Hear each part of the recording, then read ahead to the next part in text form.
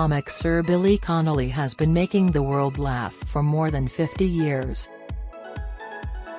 But in a new interview, the Bigian has revealed how he has finally seen the funny side of death, after coming to terms with his ongoing battle against Parkinson's disease. His world was turned upside down in 2013 when doctors diagnosed him with prostate cancer, which he got the all-clear from, and Parkinson's on the same day. In typical Connolly style, he laughed off what would have broken most people. "Yes, it was a funny week I had," he chuckles. "On the Monday, I had hearing aids. On the Tuesday I got pills for heartburn, which I have to take all the time, and on the Wednesday I got news that I had prostate cancer and Parkinson's. The doctors told me on the phone, 'Look, we have had the results and it is cancer.' I said, 'Oh, nobody has ever said that to me before.'"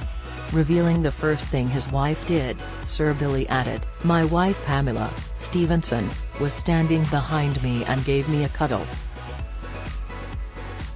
I was not unduly worried." Billy, 81, even joked how his Parkinson's must have stemmed from countless appearances on Michael Parkinson's chat shows over the years, which helped make him a household name. He tells the Mirror, "I just thought I have got Parkinson's. I wish he, Michael, had kept it to himself. It was easy, making fun of it. You just confront it and make decisions based on it. You just have to don't think you are being badly treated in life, or you have the bad pick of the straws. You are one of millions. Just behave yourself and relax. You then realize it, death is not the big thing everyone has made it out to be. It is nothing. It is just a sudden nothing." Billy talks about his health struggles, career highs and lows next Monday, as the first celebrity guest on the new BBC One series In My Own Words. He shares about his friendship with the late US comic Robin Williams in the 45-minute documentary, revealing how he shared a final dinner with the Mrs. Doubtfire star before his suicide in August 2014. He discusses his booze battle, the loneliness of fame and how he feels he was a bad father to Jamie and Cara, his children by first wife Irish Pressa, who he married in a drunken ceremony in 1969. He confesses to being guilt-ridden after being propelled to comedy stardom from the Clydesdale shipyards, often leaving his young family to hit the comedy circuit. He speaks of his abusive childhood and how he's found peace living in Key West, Florida, with his wife of 35 years, comedian-turned-psychologist Pamela Stevenson. Billy, a former welder on the Glasgow shipyards, laughs, "Essentially I am a Clydesdale worker who got lucky. I love the Clyde. I love the men and the camaraderie. It was a lovely time in my life working with genuinely funny men. I was a welder and we were known as the Erection Squad. How is that for a title? When I started out in comedy, I had long hair, a beard and electric blue velvet flares. Someone said to me, 'You are windswept and interesting.' I said, 'Exactly.' After that I had to maintain my reputation. In the early 1960s, after finding a way out of the shipyards to become a member of the folk rock band, the Humble Bums with Jerry Rafferty, Billy went on to become a solo artist. A transition from folk to comedy followed in the early 1970s with a stint at the Edinburgh Fringe, followed by his first album Connolly Live, which helped him top the UK singles chart in 1975 with his single D. Ivorce. In the new documentary, Billy tells how comedy saved his life after being abused by two sadistic aunties, following his abandonment by his mum, Mary, aged 4. During his harsh upbringing and poverty in the Glasgow tenements, he and his older sister Florence were forced to sleep in a recess off the kitchen and bathed in the kitchen sink because there was no hot water. Billy says, "It was not a happy time. It was a dark time. It was very violent and I was beaten up by my aunts. It had a profound influence on me. I felt kind of abandoned as a child and trapped. I was brought up in a home and it was hellish. It is not the way to treat children. It is funny to see people on children today when they say it is not right to hit a child. But a little slap. It does not work. It was cruel and it was not right. I was longing to be an adult. I kept thinking, where is all the fun? I read books at school where kids were having fun with their parents, but, for me, it was not there." Comedy freed him, but countless nights on the stand-up circuit also left Billy turning to booze. He says, "I was very successful but I was very naive and I was about to fall on my arse with alcohol. I was just about to blow it. I felt as if I could do anything. I did my best but I got drunk and threw myself around. It was waste of time. Success makes you lonely. It is difficult to live with. Some people join monasteries and others get drunk. I got drunk. Alcohol does not make you clever.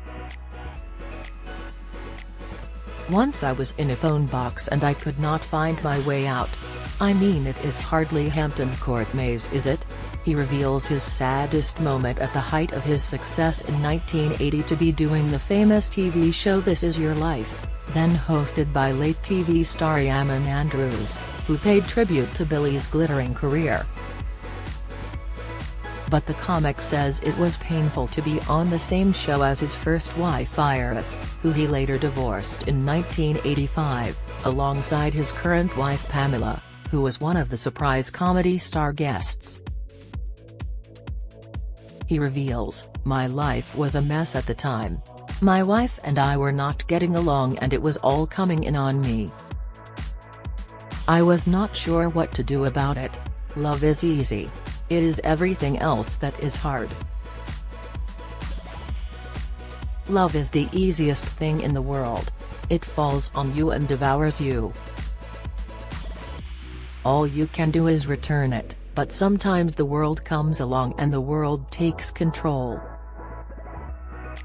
There are all these different pressures on you and it is difficult. To make things worse, Pamela was on the show. It was horrible." Gazing at his wedding day photo to Iris, who died from alcoholism in 2010 aged just 67, he says, "It was a time in my life I have cut out and left. We both looked drunk, we both were drunk.